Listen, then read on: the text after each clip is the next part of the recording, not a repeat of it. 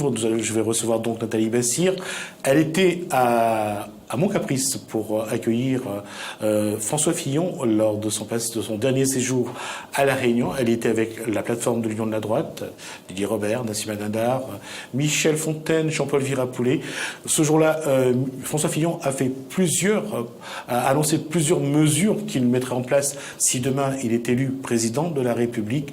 Ce que je vous propose, c'est de réécouter, en tout cas de réentendre, ce qu'il a proposé pour l'outre-mer lors de son dernier séjour à La Réunion. La première mesure que je prendrai pour les Outre-mer, si les Français me font confiance en mai prochain, c'est le retour de l'État dans le financement de la continuité territoriale. Avec le retour de l'État dans la continuité territoriale, je plaiderai aussi, parce que c'est sa vocation, pour que l'Europe accompagne cette politique. Je baisserai massivement les charges qui pèsent sur le coût du travail et sur la feuille de paie des Français afin que chacun puisse voir son pouvoir d'achat augmenter. Je sortirai des 35 heures sans démagogie, sans diktat, parce que je donnerai aux salariés et aux entreprises la liberté de négocier ensemble sur la durée du travail et sur son organisation. Je veux généraliser l'apprentissage qui doit devenir la voie principale d'accès à l'emploi des jeunes. Je veux refonder la formation professionnelle. Je veux créer un statut de travailleur indépendant. Je veux développer le statut d'auto-entrepreneur. Je veux miser sur les technologies, sur la révolution numérique. Je veux libérer tous les secteurs qui ont été bloqués par le matraquage réglementaire et fiscal, l'agriculture, l'industrie, les services, la construction. Je veux agir pour les jeunes qui se cassent les dents sur la rigidité du Code du travail. Je veux agir pour les ouvriers qui préfèrent travailler un peu plus plutôt que de ne plus travailler du tout. Et cette restauration de notre production, elle permettra de distribuer, Nassima, notamment aux plus modestes, les richesses créées au lieu d'égaliser la misère, comme on le fait aujourd'hui. Je veux agir sur tous les fronts, secteur public comme secteur privé, en tenant compte des spécificités des Outre-mer que je connais bien. L'insularité et l'éloignement rendent les choses plus difficiles ici qu'ailleurs. C'est la raison pour laquelle, tant que la situation de l'emploi ne sera pas meilleure, tant que le niveau du chômage sera aussi critique, les Outre-mer ne seront pas concernés par le plan de réduction des effectifs de la fonction publique que je veux mettre en œuvre en métropole. Cela vaut aussi, cher Michel Fontaine, pour les emplois aidés, dont le volume sera stabilisé le temps de réamorcer la machine économique. Mais il faut surtout, et c'est le principal, donner des moyens aux entreprises d'outre-mer pour créer plus d'emplois. Et c'est la raison pour laquelle je maintiendrai les exonérations fiscales et sociales à leur niveau actuel pour une période de 10 ans. Et cela vaudra aussi pour la défiscalisation, qui sera donc prolongée en conséquence, et ainsi les entreprises de l'outre-mer et les acteurs économiques auront un environnement stable, durablement sécurisé. Mais je ne veux pas m'en tenir là. Je veux que l'État consacre 2 milliards d'euros par an en faveur de l'emploi outre-mer, en plus des baisses de charges qui seront engagées dans le cadre du programme national que je propose. Un dispositif spécifique d'incitation à l'embauche dans les Outre-mer sera créé. Ce dispositif, il sera ciblé sur les entreprises de moins de 10 salariés et sur celles qui sont les plus exposées à la concurrence. C'est un effort considérable pour un pays endetté comme le nôtre. Mais c'est un effort qui est à la hauteur de ce qu'exige la situation. En définitive, ce que je propose ici, c'est un nouveau cadre d'intervention. Plutôt que de parler de zone franche, eh bien moi maintenant je veux parler d'entreprise franche. Nathalie Bassire, bonsoir. Bonsoir. Alors, c'était à Montcaprice, vous étiez là. Oui. En tout cas, il y a eu quand même une série de mesures annoncées. Oui. Ça fait, je dirais, une sacrée plateforme à défendre pendant la campagne, en tout cas. Oui, bien sûr. Bonsoir Gismi, bonsoir tous les téléspectateurs réunionnais qui nous regardent, et merci de m'avoir invité ce soir. Oui, c'est vraiment beaucoup de mesures, et ce que j'apprécie au-delà des mesures, c'est vraiment les mesures qu'il propose par rapport au terrain qu'il a fait. On a l'impression qu'il répond à des attentes. Il répond exactement aux attentes. Alors quand je me vois avec mes baskets en train de marcher sur tout le territoire de la 3e circonscription, je le vois également sur le territoire national en train de marcher, de rencontrer les enseignants, de rencontrer les chefs d'entreprise, de rencontrer les jeunes, de rencontrer tous les acteurs locaux et économiques et construire son projet et ses mesures en fonction de tout ce qu'il entend. Et je trouve que vraiment son projet a une âme. Et c'est vraiment ce côté qui m'a séduit dans son programme. C'est les difficultés qu'il a rencontrées auprès de tous les Français, ce sont aussi ce que nous rencontrons aujourd'hui à La Réunion. Et les réponses qu'il apporte sont non seulement valables au niveau national, mais pour beaucoup au niveau local. Avec au niveau local des spécificités qu'il faudra travailler ensemble et qu'il est capable. Parce qu'il a dit qu'il ne touchera pas à tout ce qui est secteur la fonction publique territoriale, parce que La Réunion a des soucis.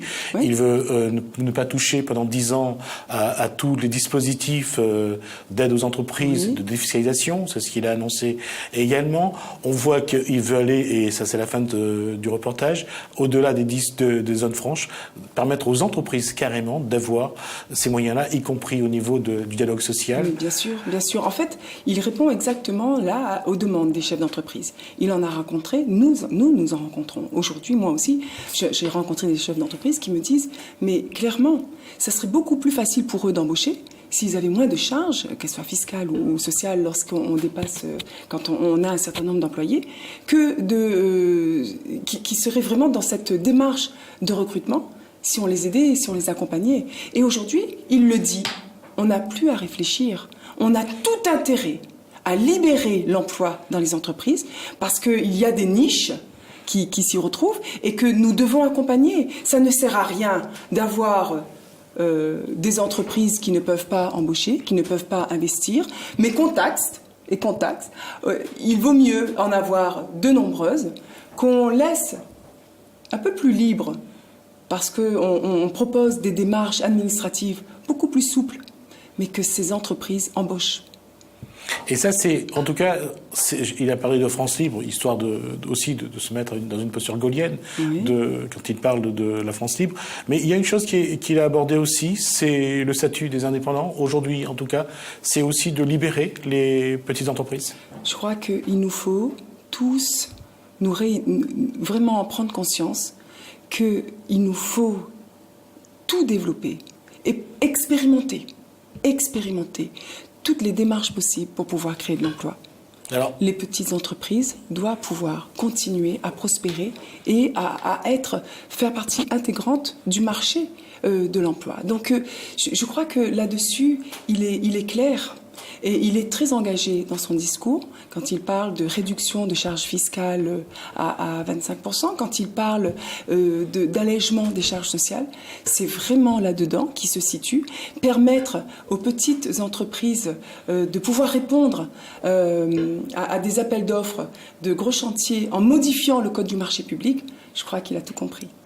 Ce qui veut dire qu'aujourd'hui, en tout cas, on voit dans les mesures qu'il a proposées une vraie dynamique, en tout cas en matière économique. Reste quand même qu'il y a, ça a été sans doute la première mesure qu'il a annoncée, c'était la continuité territoriale, que l'État revienne dans le dispositif, ce qui n'est plus le cas actuellement, puisque la région finance ce qui fait aussi dire que, je rappelle aussi que vous êtes également conseiller régional. Oui, donc alors oui, la région finance du Réunion Métropole, et pour le deuxième mandat de Didier Robert, Métropole Réunion, oui. C'est un dispositif aujourd'hui qui nous permet vraiment de donner une liberté de déplacement à la Réunion. de pouvoir rejoindre le territoire. C'est associé au voyage, bien sûr, à l'éveil de la curiosité chez nos jeunes, à des voyages pédagogiques. Mais c'est aussi permettre à nos jeunes d'aller suivre des formations qui ne sont pas dispensées sur la Réunion. C'est permettre aux Réunionnais d'aller passer des oraux et participer à des examens nationaux. On est vraiment dans cette liberté de déplacement. Et nous l'est pas plus, mais nous l'est pas moins. Parce qu'en Corse, ils ont bien à leur table, l'État est assis à la table des financeurs et c'est 180 millions d'euros pour 320 000 habitants, alors qu'au niveau des territoires d'outre-mer, pour 2 500 000 habitants, c'est à peine 40 millions d'euros. Donc c'est un juste retour des choses que demain, Fillon accorde à la Réunion la place à laquelle elle a droit. D'accord. On va parler un peu plus politique. On va parler de la plateforme de l'Union. Aujourd'hui, en tout cas, cette plateforme tient. Depuis 2014, sa mise en place au municipal à aujourd'hui, l'Union, en tout cas, montre que ce soit Didier Robert de Objectif Réunion, Nassim Dindar et Jean-Paul Verpoulet avec l'UDI, Michel Fontaine, les Républicains, le groupe tient. On va voir ça et on va voir également, parce que j'ai posé cette question à Didier Robert, quelle va être la stratégie de la plateforme de l'Union pour cette année 2017, une année très politique et très électorale. On écoute le président de région.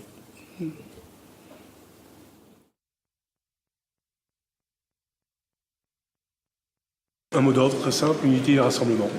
L'objectif même de la plateforme d'union, c'est de pouvoir effectivement, au-delà des sensibilités qui peuvent être celles des uns et des autres, aussi bien aux Républicains qu'à l'UDI, qu'à Objectif Réunion, ou pour ceux qui ne sont pas aujourd'hui incartés, c'est de pouvoir effectivement se dire que nous avons un projet d'ensemble à porter, que nous avons le même idéal, la même volonté de faire avancer la Réunion. Et donc sur ces bases-là, nous avons l'impérative obligation de nous entendre et de nous mettre d'accord. À la fois sur les présidentielles, donc les primaires se sont passées dans les meilleures conditions possibles. Il y a eu des choix de premier tour, sur les primaires de la droite, il y a eu des choix de premier tour, et puis il y a eu des choix de second tour, et un rassemblement aujourd'hui derrière la candidature de François Fillon, quelles que soient, encore une fois, les orientations des uns et des autres, ou de départ. Sur les législatives et sur les sénatoriales, c'est cette même logique que nous voulons aujourd'hui poser.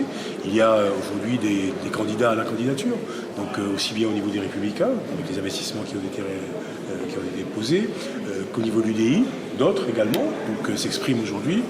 Le rôle de la plateforme dans les prochains jours, dans les prochaines semaines, sera effectivement d'aboutir, je l'espère, à ce qu'il y ait une candidature d'union sur chacune des circonscriptions. En tout cas, nous apporterons notre soutien à celui qui aura eu à un moment l'accord et l'assentiment donc de cette plateforme d'union pour pouvoir avancer.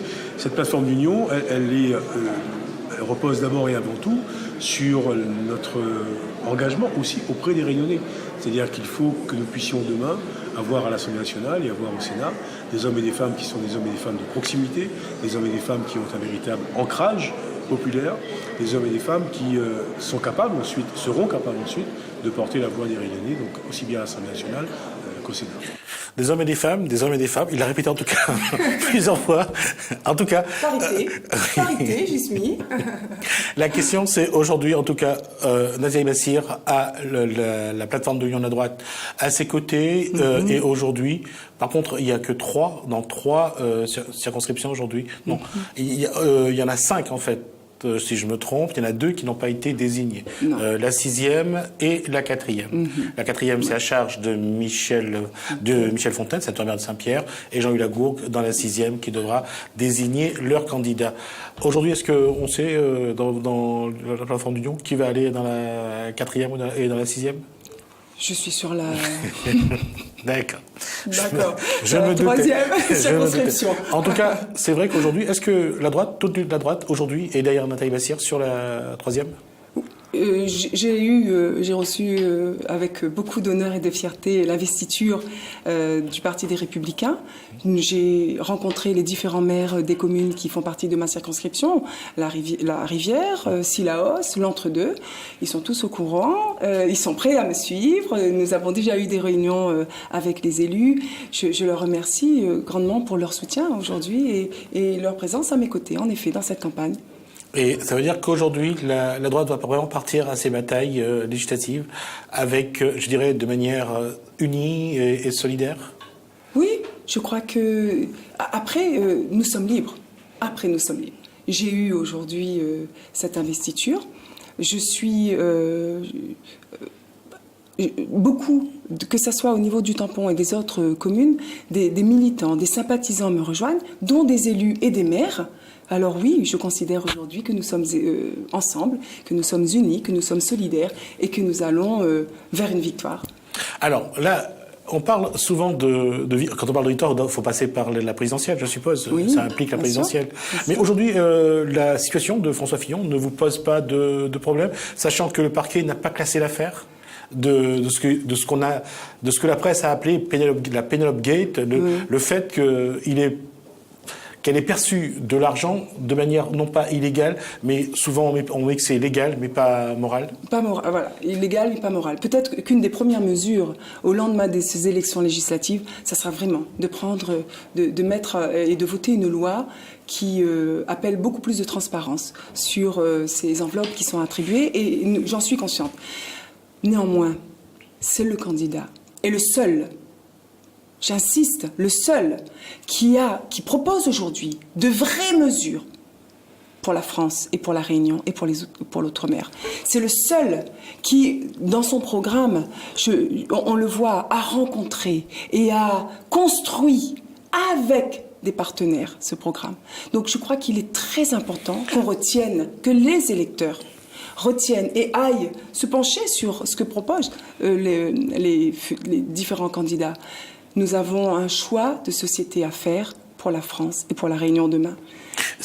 Et je repose la question parce que je voudrais vraiment que vous répondiez à cette question. Le fait qu'il ait été, pendant ça fait maintenant quelques temps que cette affaire revient, certains ont attendu qu'il se retire, ça ne posera pas de problème à l'électorat de dire que même si tout cet argent qu'il a gagné légalement, il aurait pu peut-être ne pas... Est-il le seul ?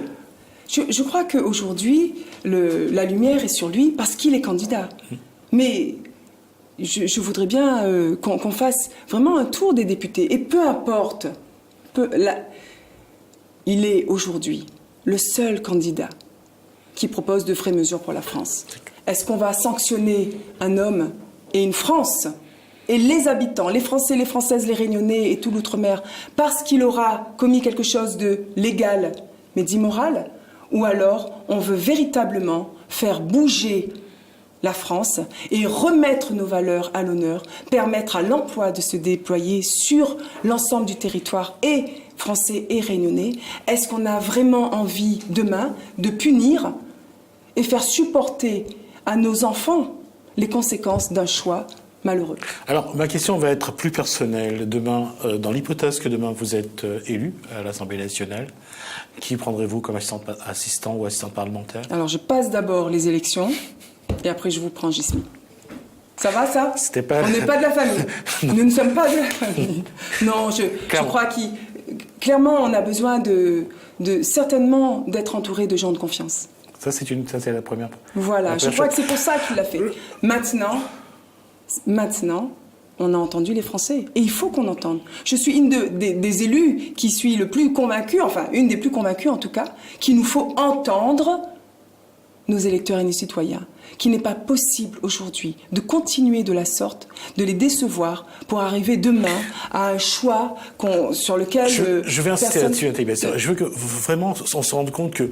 je ne sais pas si ceux qui sont proches de François Fillon l'ont compris, mais je veux dire, de faire embaucher sa femme comme assistante parlementaire de son suppléant à 6 000 € par mois. C'est vrai que c'est légal, parce que le plafond est respecté et que ce n'est pas quelqu'un de proche. Non, je vais aller au bout. C'est dans le ressenti de la population, à qui on donne 500 € pour le RSA, à qui on demande toujours des efforts. Ce sont ceux-là même qui qui ont de bons revenus, de belles indemnités, qui demandent à ceux qui en ont tellement peu, faites toujours plus d'efforts. Et est-ce que ça, les élus le ressentent de temps en temps? Mais bien sûr que je le ressens. Je rencontre des familles. Vous croyez que... Mais je suis bien placée. Depuis 2008, où je respecte mes engagements, parce que des hommes et des femmes m'ont fait confiance, et que je suis sur le terrain. Ce sont des familles qui sont en difficulté, qui sont en attente de quelque chose, qui ont besoin, qui ont des doléances et des désirs aussi qui viennent me voir. Oui, bien sûr que j'en suis consciente. J'aimerais juste ramener. C'est des salaires décents qui ont été proposés à sa femme. 3 000 €. Mais peu importe. Non. Mais peu importe. 3 000, mais vraiment. Mais je crois que le problème, il n'est pas là. Mais... Je crois que c'est sur toute la... Vraiment. Je crois qu'il y a des mesures à prendre, il y a des lois à voter, mais je voudrais quand même qu'on ne fasse pas le choix d'un candidat qu'on n'aurait pas... Enfin, qu'on choisisse par défaut. Parce qu'on veut punir un homme. On ne peut pas punir une France. On ne peut pas punir des Rayonnais. Et on ne peut pas punir des enfants. Après, je me rends bien compte de cela. Je rencontre des familles bénéficiaires du RSA. D'ailleurs, je l'ai abordé lors de sa venue.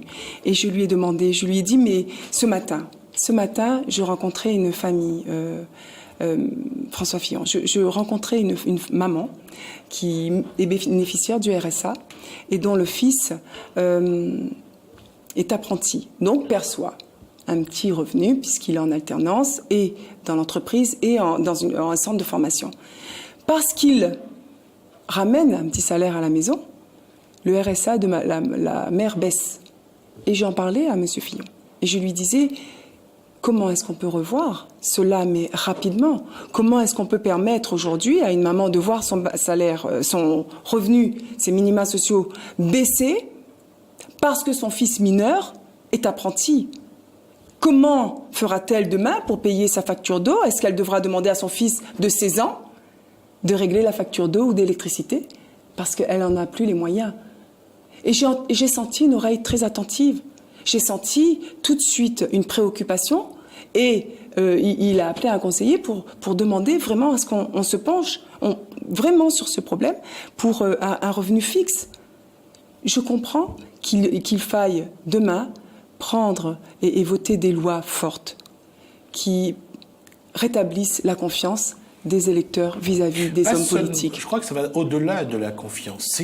Je crois que c'est aussi la crédibilité même, la crédibilité de la classe politique. Cette classe politique qui a voté il y a quelque temps déjà le doublement de leur durée d'indemnisation, c'est-à-dire qu'ils perdent quand ils sont battus lors du renouvellement, qu'on puisse continuer à leur verser un assédique à eux. Je veux dire, c'est ça qui est difficile à comprendre pour ceux qui touchent tellement peu parfois, qui ont tellement de mal à payer leurs factures, à lier les deux bouts à chaque fin du mois. Alors proposons un renouveau politique alors. Allons voter. Participons à un vote et permettons vraiment à une nouvelle classe politique de s'imposer et de voter les lois qu'il faut. Nathalie Bassire, mettez-vous à la place d'une personne qui a pas beaucoup d'instructions, qui est assez timorée, qui est assez introvertie, qui aura du mal à s'exprimer. Mettez-vous à la place de ces personnes qui attendent beaucoup parfois des politiques et qui, depuis des décennies, voient toujours ces rengaines venir et finalement chacun vient avec des rêves, les font rêver avec les promesses électorales et au bout de la fin, et arrivé à la fin de la mandature, ils se rendent compte que finalement ça a été un autre chargeur d'eau. Il y a des élections, il y a des déceptions, je l'entends. Mais il faut qu'on continue à rêver, il faut qu'on continue à proposer. Aujourd'hui, nous avons François Fillon qui nous propose des mesures pour pouvoir accéder à l'emploi, pour pouvoir diversifier les formations, pour proposer une nouvelle façon dans l'éducation. Il parle de développer un peu plus la voie de l'apprentissage. Nous l'avons expérimenté à La Réunion. Alors nous disons oui, oui. Nous croyons dans ces filières professionnelles parce que un diplôme, c'est très bien. Mais valoriser des compétences à travers des filières professionnelles, et notamment par la voie de l'apprentissage, c'est aussi bien. C'est aussi bien, et ça s'équivaut. Donc, allons justement permettre à François Fillon de réaliser son programme, de réaliser ses mesures, que ça soit dans les entreprises, que ça soit dans l'éducation, que ça soit dans l'emploi, que ça soit auprès des jeunes. Allons lui permettre de recréer cette confiance et ce rêve qu'il nous faut susciter auprès des jeunes si on veut pouvoir faire vraiment évoluer notre société. Parce qu'il s'agit bien de cela, c'est de redonner confiance, oui, redonner de la crédibilité, oui, c'est vrai. C'est vrai. C'est vrai qu'au dernier quinquennat de 2012, nous avions senti lors des campagnes que ce n'était que du rêve que proposait François Hollande. Et on s'en rend bien compte. Parce que c'était qu'est-ce que vous voulez ? Ah, vous avez besoin de ça. Alors on écrit. Et j'ai peur que les autres candidats, l'autre candidat qui se présente aussi, soit un peu dans cette même optique. C'est-à-dire, je prends tout ce qui plaît. Je deviens démagogue. Et je propose vraiment des mesures populistes. Non. Nous avons un candidat qui a travaillé, qui a mené campagne et qui propose aujourd'hui vraiment, sincèrement, parce qu'il a rencontré de vraies mesures. Après, ce que vous évoquez, Jismi, c'est vraiment aussi, c'est l'homme. C'est pas, ça se cantonne pas à la politique. C'est parce que le focus est sur l'homme ou la femme politique et sur le monde politique en général que nous sommes plus exposés que les autres. Mais ce problème, on le retrouve à tous les niveaux. On va passer à quelque chose de plus féministe. Aujourd'hui, je crois qu'il y a à peu près 18% de femmes à l'Assemblée nationale. On doit faire à peu près une centaine de femmes. Aujourd'hui, il faut féminiser un petit peu plus la politique ? Oui. Nous sommes complémentaires. L'homme et la femme, je ne dis pas qu'il faut que des femmes à l'Assemblée nationale, c'est pas ce que je dis.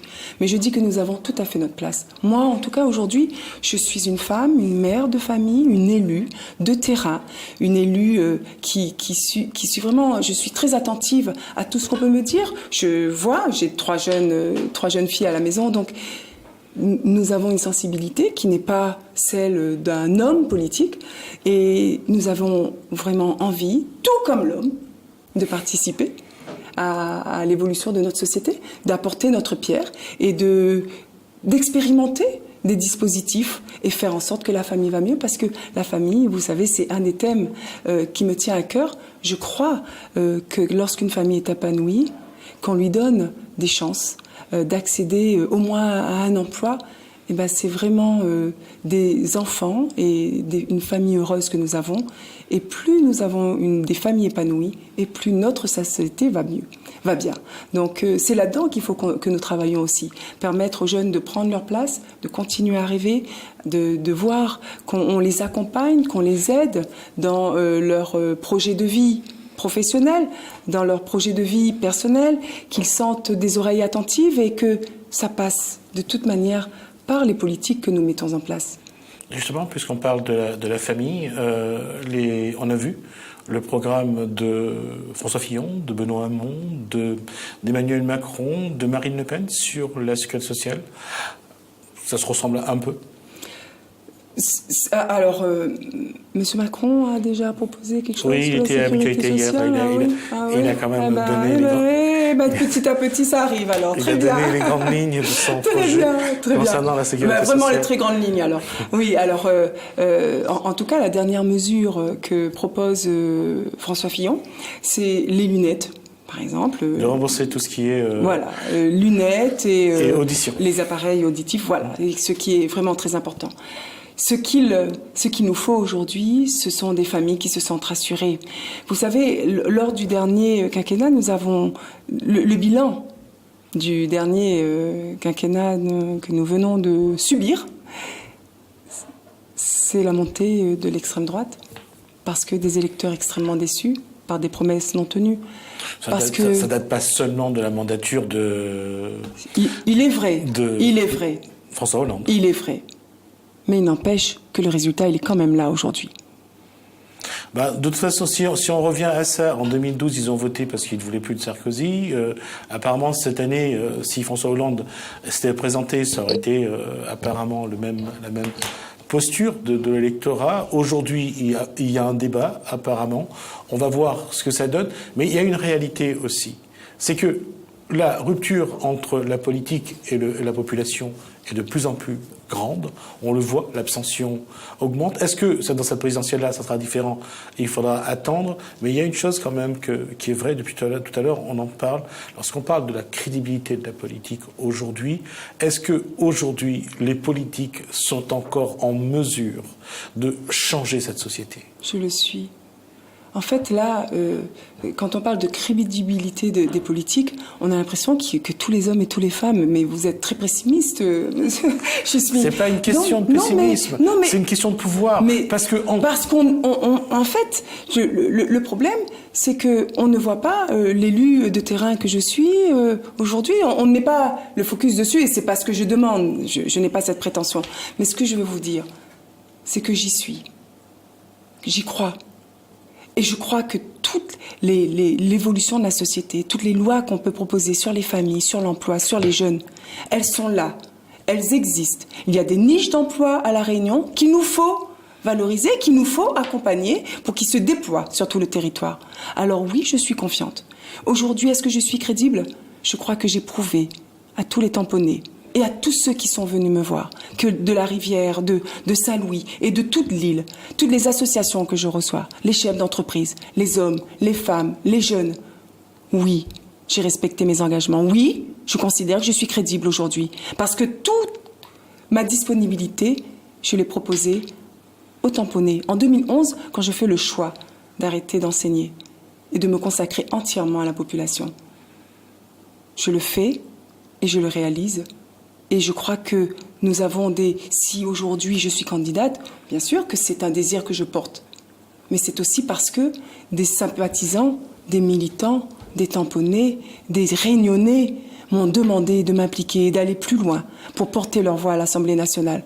Alors, s'ils croient en moi et qu'aujourd'hui je suis soutenue, accompagnée dans ces élections, ça veut dire qu'il existe d'autres hommes et de femmes en qui d'autres militants et d'autres sympathisants croient.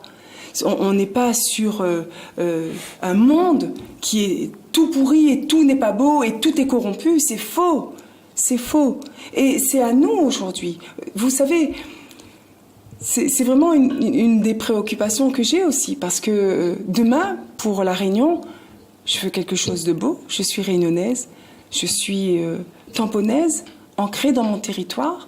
J'ai déjà rencontré les Silaosiens, les Riviérois, les habitants de l'Entre-deux, rencontré des chefs d'entreprise, des agriculteurs. Mais je crois en mon territoire. Si je crois en eux et qu'ils croient en moi, alors oui, il est possible de développer ces politiques. Oui, il est possible d'apporter des solutions. Oui, nous devons continuer à faire confiance en la politique parce que de toute manière, c'est elle qui gère et la France, et la Réunion, et le monde. Merci Nathalie Bessire. On est arrivé à la dernière minute de ces 25, de ces 30 minutes qu'on avait à rentrer dans les 30 minutes.